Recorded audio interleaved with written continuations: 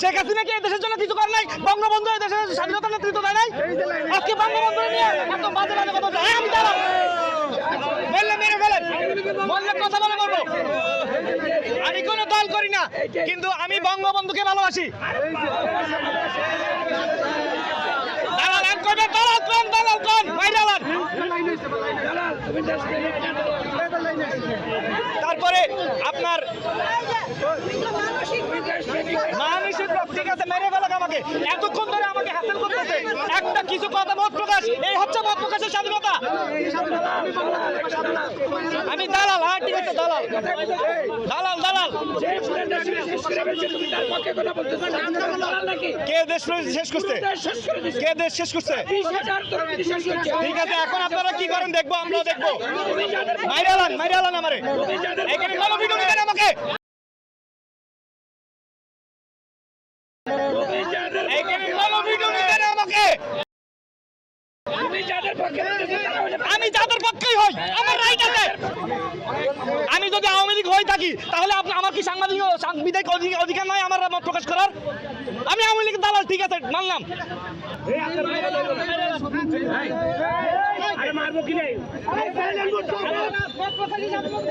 আমার কথা বলার জন্য এখন আপনারা সবাই বসেন। কখন বলতে চান আমেরিকার সাথে?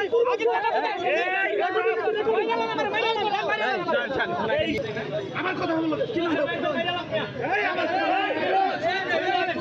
একটা কথা বলছি, এত কিছু আপনারা কোনো কিছুই বোঝেন না। আপনি দেশের বাইরে কথা বলছেন, এটা আপনাদের সংবিধানের বাইরে কথা বলছেন। আমাদের কাছে রেকর্ড আছে।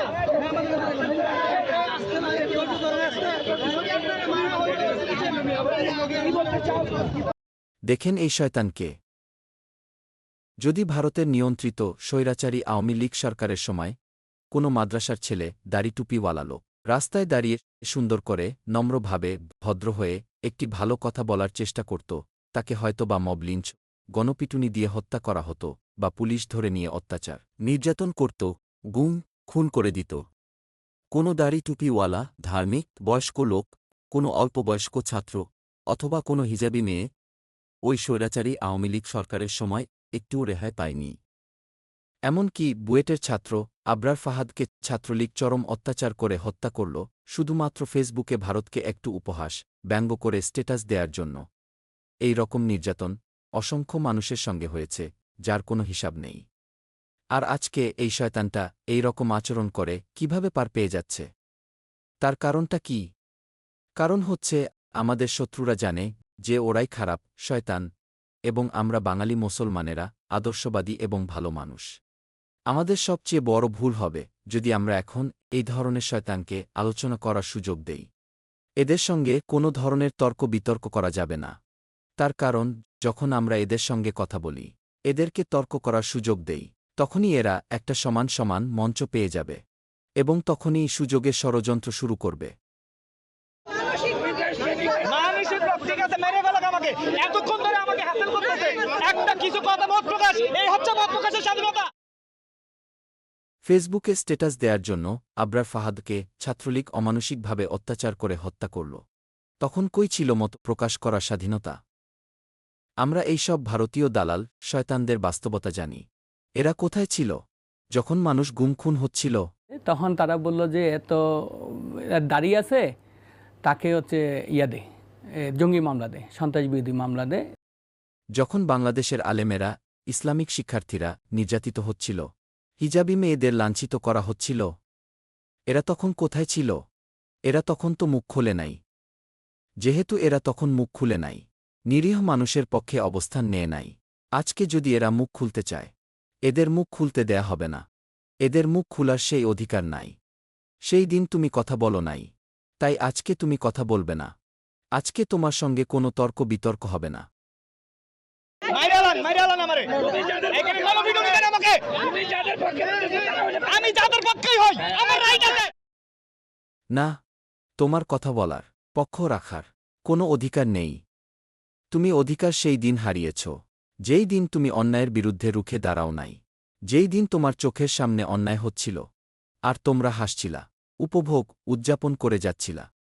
ওই দিন যদি এরা ন্যায়কে রক্ষা করত, অন্যায়ের বিরুদ্ধে কথা বলত, তাহলে আজকে এদেরকে কথা বলার সুযোগ দেয়া যেত এবং তখন এদেরকে কথা বলতে দেয়া ন্যায্য হতো।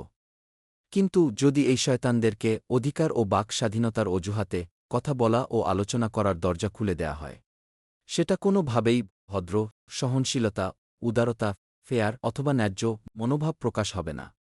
ন্যায্য এবং ন্যায়বান শুধুমাত্র তখনই হতো যদি স্বৈরাচারী সরকারের সময় এরা সত্য কথা বলত। তারপর এখন তাদের সুযোগ দেয়া হতো। কিন্তু যারা ওই সময় সত্য কথা বলে নাই, ন্যায়ের পক্ষ নেয় নাই, এখন তাদেরকে অন্যায়ের পক্ষ হয়ে আওয়ামী লীগের পক্ষ নিয়ে কথা বলার সুযোগ দেয়া, এটা ন্যায় হতে পারে না। এটা হবে অন্যায় এবং বোকামি। আর একটা বার শুধু ভাবুন, এই মানুষেরা গত 15 বছরে তাদের আসল রূপ দেখিয়ে দিয়েছে। কত মানুষের সঙ্গে কত অত্যাচার করা হয়েছে। আয়নাঘরে যখন নিরপরাধ মানুষদের ধরে নিয়ে যাওয়া হতো, তাদেরকে জিজ্ঞাসা করা হতো আপকো হিন্দি আতা হে? দরজা বন্ধ করে দিই, গাড়িটা চলতে থাকে, আমার মানি ব্যাগ নিয়ে নেয়, আমার ফোনটা নিয়ে নেয়, আর একজন আমাকে বলে আপকো হিন্দি আতা হে, হিন্দি মে বাত করো। একটা বার শুধু ভাবুন, এই ভারতীয় আওয়ামী লীগ সরকার অথবা এই রকম ভারতীয় নিয়ন্ত্রিত অন্য কোনো সরকার যদি আবার ক্ষমতায় আসে, তাহলে কি হবে? এই ছাত্ররা, নাহিদ, সার্জিস, আসিফ, হাসনাত আবদুল্লাহ, আরও অনেকেই যারা দেশকে দ্বিতীয়বার স্বাধীন করার জন্য অংশ নিয়েছে, তাদের সঙ্গে কি করা হবে? তাদেরকে দেশদ্রোহী বলে ফাঁসি দেয়া হবে, না হয় জেলে দেয়া হবে, না হলে ব্ল্যাকমেইল করে ভারতের কাজের জন্য ব্যবহার করা হবে। আলেমদের কি করা হবে? ইসলামিক হিজাবি নারীদের কি করা হবে? এই ইসলামিক আদর্শের ছাত্রদের কি করা হবে? আমরা কি ওই বাংলাদেশ আবার চাই? যদি আবার স্বৈরাচারী সরকার ক্ষমতায় আসে, আমাদের কতটা দূর অবস্থা হবে? আমরা কি আবার মুসলমান হয়ে মুক্ত মনে বাঁচতে পারব? তবে অধিকারের নামে এদেরকে আবার সুরি হয়ে ঢোকার আমরা একটি সুযোগ তৈরি করে দিচ্ছি।